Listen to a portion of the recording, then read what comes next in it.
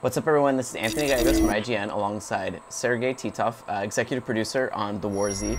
And, Hi guys. And we're here to tell you about this upcoming zombie survival game.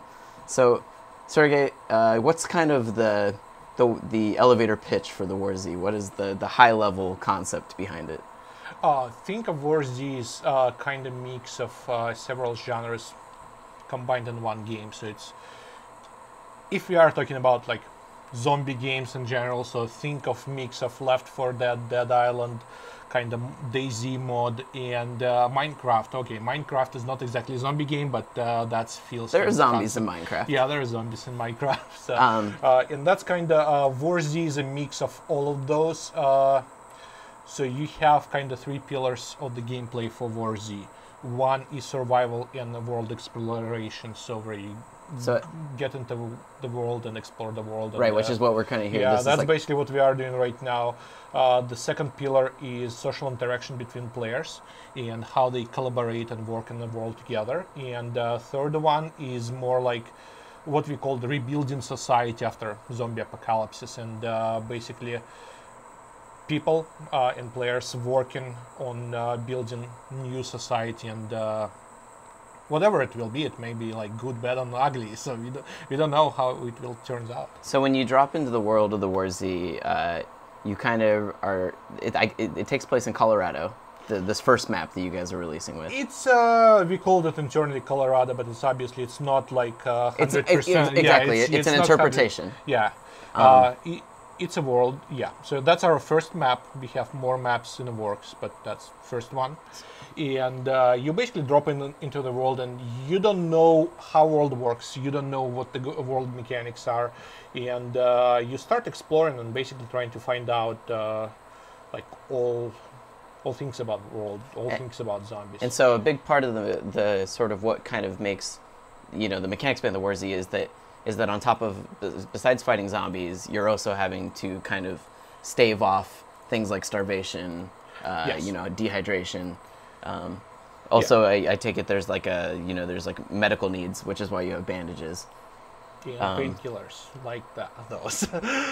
Yes, you have to maintain your health, and you have your food level and water level. It's on left lower corner. And basically, as you go through the world, you obviously get dehydrated. You become hungry, so you should keep looking for those. Also, you have your general health and your, let's say, health bar and health level.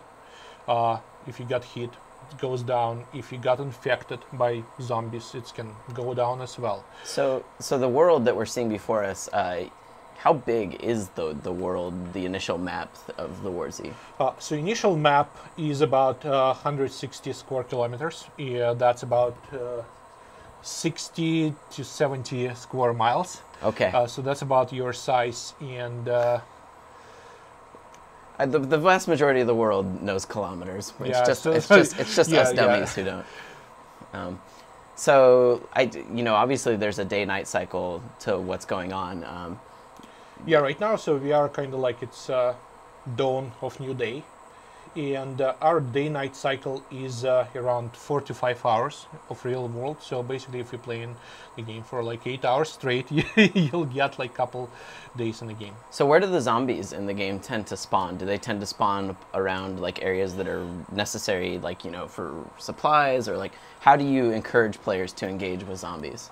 So basically, like it's like in real life. Okay, I said real life, but in real life we don't have zombies, thanks God, yet.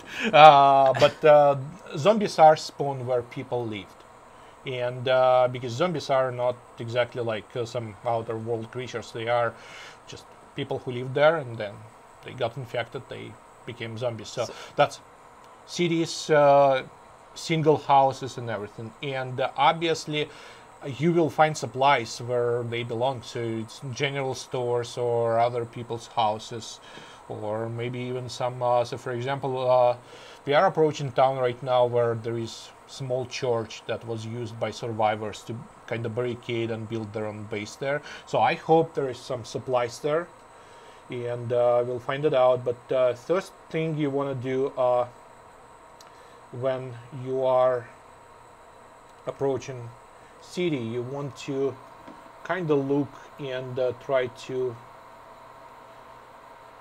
kind of scout and see yeah, what's around. Scout, see what's going on and what kind of zombies you're probably going to encounter there, because it gives you a lot of information when you're looking at the zombies. Some move faster, some move slower,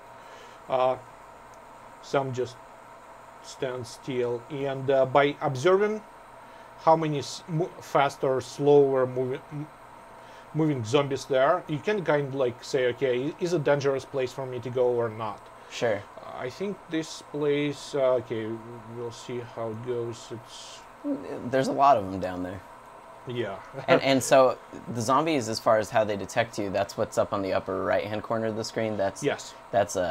So you guys take account of sight and sound, and but I think I remember hearing that it's sound that is the primary way to detect you. It's mostly sound, because zombies probably like their vision is degraded. Sure. So they can see very well, and smell is only working for about like 20 feet away. So it mostly will be sound. And okay, so I can't go like that. I need to put silencer, and I need some better stuff. You're a pretty well-equipped zombie survivor.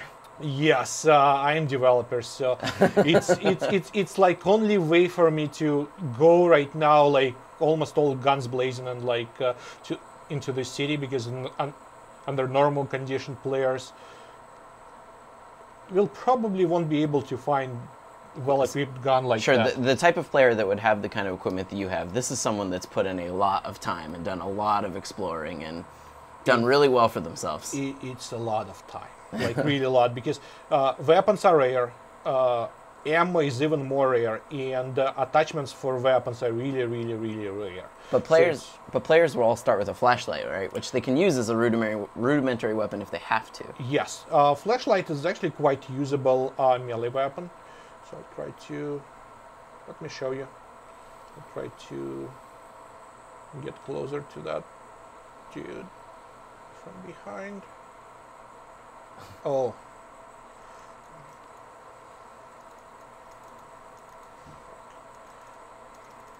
And I'm trying to hit her in the head, because only way to kill zombies in our game are headshots or blunt trauma to the head. Yeah, so you can use your flashlight. It's not ideal. I mean, obviously you're putting yourself in melee range of the zombies, which is what you basically never want to happen. But yeah. So, as far as you know, the bigger threat, though. I mean, obviously zombies are a big threat in the world, but War Z is a multiplayer game, so the big player interaction is obviously something that you guys want to drive as well, right? Yes, and for that, it just like obviously you will have encounters with players, and some players will be like douchebags, so to say, and start killing you. Some people will try to help you, but we just created several tools to encourage people to work together.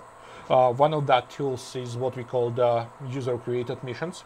So basically in the game, let me just run away. So in the game, there are no NPCs or NPCs created missions. Yeah. So there are no quests that we created as developers or anything. So all quests that exist in the world are created by players. And players basically can create... So I'm putting some I was going to say, you can also so create barricades. So you'll be safe there. So players can create quests for other players, and they can. We have some goals for missions that are predefined, and basically you can select from the list of kind of missions we pre-created. Like, okay, help me to kill 10 zombies, or bring me that items, or I won't put a bounty on the head of this guy, so he killed me once. So if there's a player that's being really mean to you, you can strike back against him. Yeah, or you can create what we call free-defined missions, and that's basically you can put whatever you want as mission goal. You can say, oh, I need a shrink to talk for half an hour, and you can put whatever rewards you want, and those missions are real test for. Oh, how he get 10? Real test for trust between players. Yeah, I was gonna say it's on the honor system at that point. Yeah, because basically. I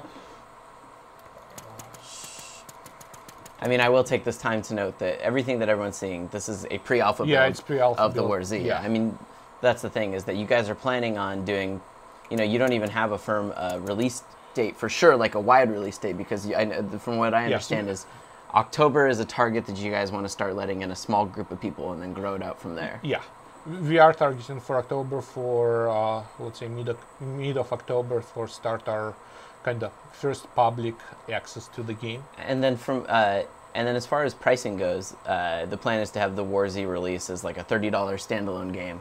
And that's it. No more. You get free content after that. Any content updates. That's it. Yes, it's basically like one-time fee. You're paying $30, and if you get into the beta, we probably will give you discount for that. Sure. And after that, all updates, all new maps, and everything is basically free for you.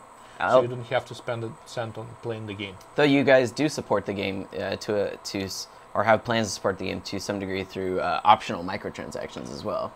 Yes, you basically can spend the money to buy one of the kind of 3 in-game currencies, and you can spend cash to buy that. But from what I understand, everything is acquirable in the world. Yes, yes. So basically, think about that like this way. You can go into the world and find the items. Or you can go into the market, what we call marketplace, and buy certain items, not all items, by the way. For example, you can buy weapons. Yeah, and those you have to earn. Yeah, you can't buy guns attachments. You can't buy most of the ammo, but certain things you obviously can buy. And those things, when you buy them, it's basically like a trade-off between, do I want to go and spend 1 hour, half an hour trying to find this item, or do I want to just spend 50 cents, 70 cents and buy this item in a store? Sure. And also, I remember one thing that I heard you tell me before that sounded cool is that the in-game quests that players can assign, they can do that for the currency money as well, correct? So they can, you can do the in-game currency, you can do the transaction currency, like it's up to the players to kind of set the bounty. It's completely up to the players. We kind of saying, okay, there is sort of a game economy in a game, like just economy in a game.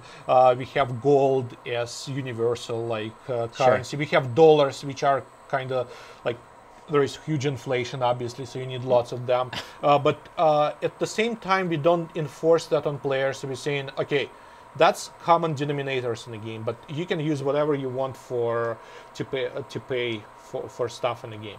What about as far as the like light RPG elements that you guys are doing in the games, like being able to, because I know that one of the things that kind of sets us apart from its competition is that unless you're playing on hardcore mode, your character doesn't necessarily permanently die, and that's important because the character that you're working on, they will level up as they kill zombies, and then they can use the experience they gain to kind of augment their natural abilities, right? Yeah, it's not exactly level up. It's more like gaining experience, and you can spend those experience points on training. And basically, we call it skill tree, but it's effectively not the skill tree as you got used, for example, in World of Warcraft or any other RPGs. There is no superhuman powers or anything, so you can't. Sure, you're not going to cast a fireball. Not just that. You can just learn the skill plus 10 to damage of your weapon. But skills are more like natural training. Like, for example, we have physical training tree that lets you carry more weight. And, or maybe sprint longer. You can see the sprint longer. Or for gun proficiency training that let you reload slightly faster. But at the end, guy with hatchet can kill guy who maxed out on skill trees. They've just a couple blows in the head. He can still take his stuff. Yeah, it's it's not creating superhuman or any huge advantage when fighting other players. So, but when you die on normal mode, what are the ways that you guys are experimenting with as far as making death meaningful, when they get to respawn? Oh, couple things. It's number one, it's basically biggest thing is when you die in normal mode, your character became locked out for a certain period of time, and right now we kind of experimenting between 1 day or 2 days in real world. So you won't be able just to play this character for that period of time. Sure. You still have 5 slots, Sure. so you can create 5 characters. But again, if you like this guy, if he's experienced enough, You could always delete a character too and make room for a new one, but yeah. you lose the skills, Yeah, the, the exactly. experience that you've gained. Plus you lose like all of your perks, like leaderboard position and everything. So after the initial release, that you guys are doing in October with a limited release, what are the things that you guys kind of want to work on that you like, where you see War Z like evolving towards? We I know you have to equip things. Don't worry. Probably next biggest thing that is already kind of in the testing, but we will release it shortly after first public release, is what like kind of mode. I wouldn't call it even mode, it's more like a feature. We don't have formal name for it, but we called it for now Stronghold or My Worlds. And that's basically ability for you to create your own small instant world on different, much smaller maps. So it's not this one huge map, it's much smaller maps that are around like 4 square kilometers in size. And those maps ranges from wide variety of environments, like starting of like simple things like cabin in the woods or a single house farm, and up to the small town. And what you do in those worlds are completely different. It's like it's up to you what you do in that. It's like we don't enforce whatever why you need that, and that's good thing to create really cool emergent gameplay. As I explained before, we had like guys who sent us email and said, "Oh, can you get alpha access account for my wife?" And we asked like, "Why?" And he's like, "Oh yeah, I'm playing Farmville in War Z." And we're like, "What do you mean you're playing Farmville?" She's like, "Yeah, my wife, huge Farmville player. She's playing Farmville 2, and I'm playing Farmville 2 right now." And I try to recreate that experience in War Z. So we have item. It basically looks like a crate that allows you to grow vegetables. So you need to pour water and everything. So guy is literally build a big farm. So basically you can use these smaller worlds as kind of sanctuaries away from the public areas, and kind of to a limited degree do what you want with it. Exactly. And use it as like a storehouse for all your gear. And, exactly. So outside of that though, I know that you guys created this big open world, and you can have, I know you guys are trying to sort it between like 70 and 100 players to a server, but then you're also going to have the option for players to rent their own servers and kind of run their own private worlds if they want, if they just want to play with their friends, for instance. Yes, for example, you can rent, as I said, smaller worlds, or you can just create your own server, same way you do in any other game like Battlefield or any other, like Daisy, for example, too. Yeah. But unlike most of those services, you don't need to create your own. So basically, you don't need to go to services like game servers or i3D or something and create account, enter your credit card, create a server, configure that. We have server rental interface built into the game. So from the game menu, you will be able to rent as many servers as you want. So it's a lot more user friendly. Yeah, it's much more easier for user. As far as pricing and that goes, all that stuff's still being worked out. Yeah. Well, did you have anything else that you wanted to kind of hit upon? I think we hit upon a lot of the major points of what you guys are doing with the War Z. Yeah, I only want to say thanks for all of our community. We had like really good community that really involved in the game, and they basically are driving force. They driving force for whatever we are doing, and we think that when we release the game, when we launch the game, that's basically for us not just okay, we made a product, wrap up, sell it, oh cool, profit. No, for us it's just start of long road together with our fans and our players and our community to make a game that they want to play. So that's kind of a brief overview of the War Z. Just as a reminder, what you're seeing here, this is all pre-alpha gameplay. So there's non-final animations, non-final sounds. All that's still being worked on very lovingly by Sergey and his team. And for a lot more on the War Z, you can keep it locked to IGN.